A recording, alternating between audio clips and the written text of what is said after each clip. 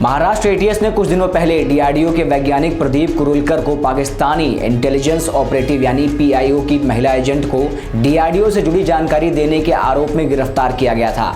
तो वहीं इस मामले में जांच के दौरान महाराष्ट्र एटीएस ने बड़ा खुलासा किया है। एक अधिकारी ने बताया कि डीआरडीओ के वैज्ञानिक ने पाकिस्तान एजेंसियों के हनी ट्रैप में फंसकर भारतीय मिसाइल की जानकारी साझा की थी। एजेंसियों के कान तब खड़े हो गए जब उन्हें पता चला कि आरोपी कुरुलकर ने उस महिला से उसकी न्यूड फोटो देखने के बदले जानकारी दी और इस जानकारी में उसने ब्रह्मोस, अग्नि और एंटी सैटेलाइट मिसाइल की भी जानकारी शामिल है। इस जानकारी के बाद देश की तमाम एजेंसियां सतर्क हो गई हैं। पाकिस्तान को जितनी जानकारी मिली है उसका वो कैसे इस्तेमाल कर सकते हैं, उन तमाम पहलुओं पर एजेंसी काम कर रही है। सूत्रों के मुताबिक कुरुलकर को पिछले साल जून या जुलाई में एक मैसेज मिला था। मैसेज करने वाली ने खुद को लंदन की रहने वाली भारतीय महिला बताया और कहा कि वो उनके द्वारा भारत के लिए किए जा रहे काम की बहुत बड़ी प्रशंसक है।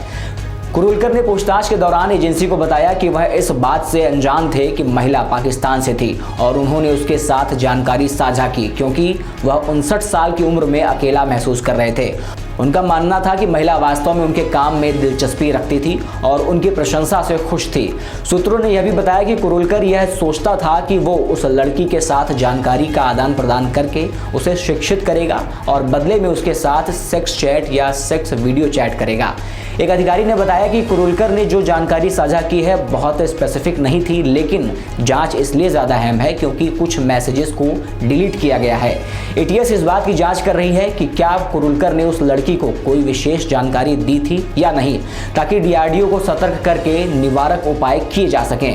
एटीएस के मुताबिक कुरुलकर का झुकाव सेक्स की तरफ बहुत ज़्यादा था और जिस वजह से वो उस लड़की के झांसे में आ गया। उस महिला ने चैटिंग के दौरान कुरुलकर से कहा कि वो एक गर्वित भारतीय महिला है और वो कुरुलकर की प्रोफाइल पढ़ने के बाद देश के लिए उनके काम से बहुत प्रभावित है। उसने पाकिस्तान के लिए भी घृणा व्यक्त की थी और कहा था कि भारत अपने पड़ोसी देश पर विजय प्राप्त करेगा। जांच में यह भी सामने आया कि अपनी शुरुआती चैट के कुछ दिनों बाद कुरुलकर ने उस महिला से उसकी तस्वीरें मांगनी शुरू की, जिसके बाद उस लड़की ने उसे अपने ब्रेस्ट को ढके हुए एक फोटो भेजा। इसके बाद कुरुलकर उस लड़की के साथ और भी एंगेज हो गया और फिर उसने पूरी तस्वीर मांगी, जिसके बाद उस लड़की ने अपना चेहरा छिपाते हुए भेज दी। एजेंसियों को उसके मोबाइल से ऐसे चैट भी मिले हैं जिनमें कुरुलकर ने उसके साथ सेक्स करने की इच्छा व्यक्त की है और उससे उसके प्राइवेट पार्ट की फोटो भी मांगी। कुरुलकर ने यह भी बताया कि वे दोनों बाद में वीडियो कॉल भी करते थे जिसमें वो पाकिस्तानी लड़की पूरी तरह न्यूड होती थी, बस वो अपना चेहरा नहीं दिखाती थी। एक अधिकारी ने आगे बताया कि दोनों के बीच में सैकड़ों कॉल हुए, लेकिन चौंकाने वाली बात यह है कि कुरुलकर को उस महिला ने कभी धमकी नहीं दी। कुरुलकर उस महिला से न्यूड फोटो मांगता रहा और अपनी मर्जी से जानकारी साझा करता रहा। इतना ही नहीं, उसके अकेलेपन को दूर करने के लिए वो उससे देर तक बात करता था।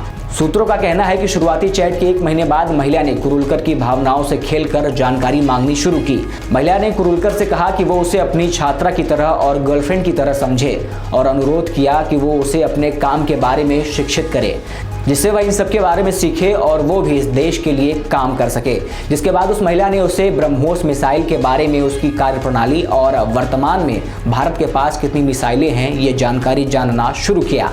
कुरुलकर ने उस महिला को बताया कि भारत के पास कितनी मिसाइलें मौजूद हैं और उन्हें अपग्रेड करने के लिए किस एडवांस तकनीक का उपयोग किया जाता है। एक अधिकारी ने बताया कि महिला पाकिस्तान इंटेलिजेंस ऑपरेटिव यानी पीआईओ की एजेंट है। उसने कुरुलकर को अपने जाल में फंसाने के लिए अपना नाम ज़ारा दास गुप्ता बताया और उसकी उम्र 30 साल होने का दावा किया। चैट के मुताबिक कुरुलकर उस महिला के साथ एक लंबे समय तक चलने वाला रिश्ता बनाना चाहते थे।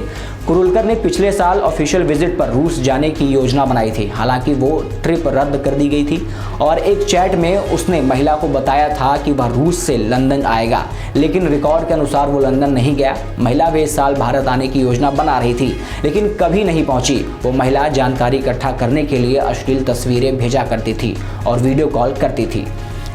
भारतीय जांच एजेंसी ने बताया कि जिस नंबर का इस्तेमाल कर कुरुलकर से बातचीत की जा रही थी वो नंबर +44 से शुरू हो रहा था, लेकिन वो नंबर जिस आईपी एड्रेस से चल रहा था वो आईपी एड्रेस पाकिस्तान का था, जिस वजह से एजेंसियों के कान खड़े हो गए और फिर तुरंत ही डीआरडीओ को सतर्क किया और एटीएस को शिकायत करने से पहले उनकी विजिलेंस टीम ने जांच की। इसके बाद राष्ट्रीय सुरक्षा सलाहकार और प्रधानमंत्री कार्यालय को भी इस घटना के बारे में जानकारी दी गई।